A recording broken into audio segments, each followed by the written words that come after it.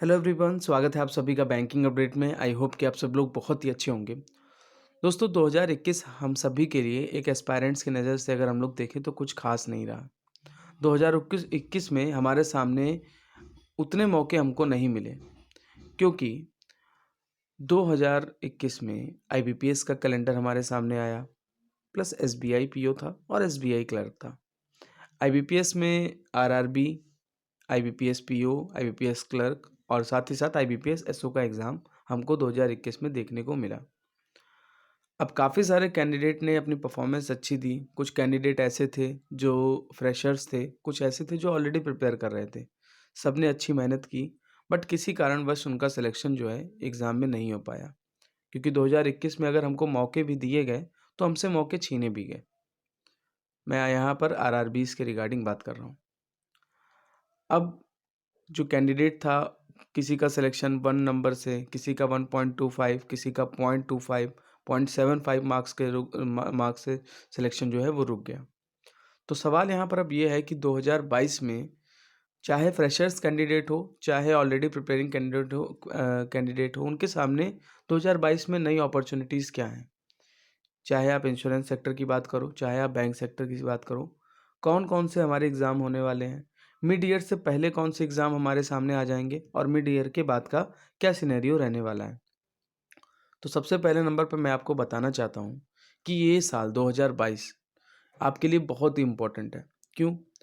क्योंकि अगर हम बात करें तो अभी 2 से 3 दिनों के अंदर उम्मीदें यही हैं कि आईबीपीएस का जो कैलेंडर है, वो आपके सामने आपको देखने को मिल जाएगा।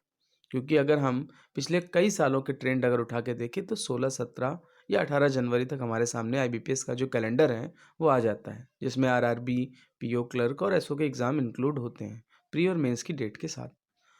लेकिन आईबीपीएस के कैलेंडर जब आएगा तो उसका जो एग्ज़ाम है वो हमारा इस साल मिड ईयर के बाद के होने का सीज़न है, ठीक है? यानी आप मान के चल सकते हो जुलाई, अगस्त के नियर अराउंड से एग्ज़ाम हमारे चालू हो जाते हैं और दिसंबर तक चलते रहते हैं।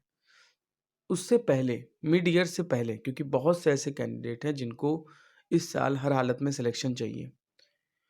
उनके लिए मिड ईयर से पहले कौन-कौन से एग्ज़ाम होंगे, उसके बारे में हम लोग बात करेंगे। तो मैं आपको बताना चाहता हूँ कि साल के शुरुआत में ही, ठीक है? शुरुआत हो चुकी है और इधर आपका मार्च से अप्रैल के मंथ में, ठीक है?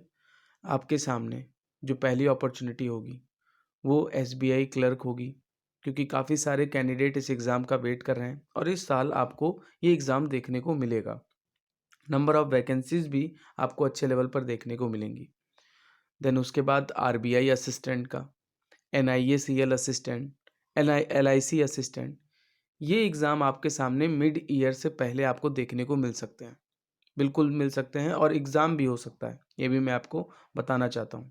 क्योंकि मार्च से अप्रैल के बीच में इन एग्ज़ामों के आने के चांसेज़ हैं नोटिफ़िकेशन, जिसमें आपका सबसे ज़्यादा जो एक्सपेक्टेड चांसेज़ हैं वो एसबीआई क्लर्क और आरबीआई असिस्टेंट का है, कि ये मार्च से अप्रैल में आ जाएगा और नंबर ऑफ़ वैकेंसीज़ भी आपको अच्छे लेवल पर देखने को मिलेंगी। अगर मैं बात करूँ सिर्फ एसबीआई क्लर्क और एलआईसी असिस्टेंट की, तो अगर आप इन दोनों की ही वैकेंसी इस साल अगर मिला दो, एक्सपेक्टेड अगर मैं बताऊँ तो 15,000 के नियर अराउंड तक होने के चांसेस हैं। क्योंकि 8,000 समथिंग जो है आपका एलआईसी असिस्टेंट का वैकेंसी होगा और एसबीआई का आप मान के चलो 6 से 7,000 के नियर अराउंड, ठीक है?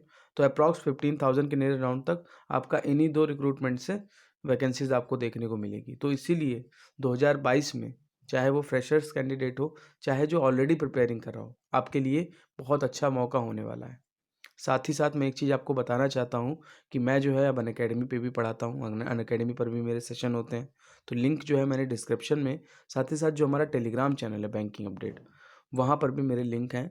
तो आप जाके अनअकैडमी पर हमको फॉलो कर सकते हैं और basic to advance quant level की जो प्रिपरेशन होती है वो हम आप सभी को करवाएँगे, ठीक है? साथ ही साथ क्वेश्चन की प्रैक्टिस भी आपको करवाएँगे। तो फ्रेशर्स और ऑलरेडी प्रिपेयरिंग कैंडिडेट के लिए 2022 में काफ़ी अच्छे मौके हैं। अच्छे से तैयारी कीजिए और ये तैयारी करने का आपके पास सबसे अच्छा समय है, सबसे अच्छा समय है, क्योंकि 2022 में आपके सामने मिड ईयर के पहले भी एग्ज़ाम आपको देखने को मिलेंगे और फिर तो जो आईबीपीएस का सीज़न है, वो तो आपको देखने को मिलेगा। एक चीज़ मैं आपको और बताना चाहता हूँ, कुछ ऐसे एग्ज़ाम हैं जिनमें बहुत ही कम कैंडिडेट फॉर्म डालते हैं, लेकिन वो भी अगर आप बैंक और इंश्योरेंस सेक्टर में प्रिपेयर कर रहे हो तो आप उन एग्ज़ाम के लेकर अप्लाई कर सकते हो। जैसे आपका NABARD development assistant, EPFO assistant, ठीक है? तो ये कुछ एग्ज़ाम ऐसे हैं जिनमें बहुत कम वैकेंसीज़ निकलती हैं, बट हाँ, अगर आप बैंक इंश्योरेंस एग्ज़ाम को टारगेट कर रहे हो तो आप भी इन एग्ज़ाम में अप्लाई कर सकते हो। अभी ईएसआईसी, यूडीसी के फॉर्म चालू हो चुके हैं रजिस्ट्रेशन, तो वो भी एक अपॉर्चुनिटी है आप सभी के लिए, जो भी इंश्योरेंस सेक्टर को लेकर टारगेट कर रहा है।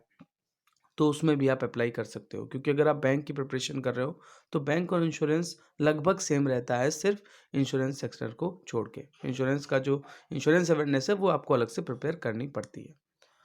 तो उम्मीद करते हैं कि जितने भी कैंडिडेट जिनका अभी हाल ही में सिलेक्शन नहीं हुआ है, चाहे वो फ्रेशर्स हो, चाहे वो ऑलरेडी प्रिपेयरिंग कैंडिडेट हो, उन सभी को डिमोटिवेट नहीं होना है, क्योंकि 2022 में आपके सामने बेहतर अपॉर्चुनिटी आपको देखने को मिलेगी।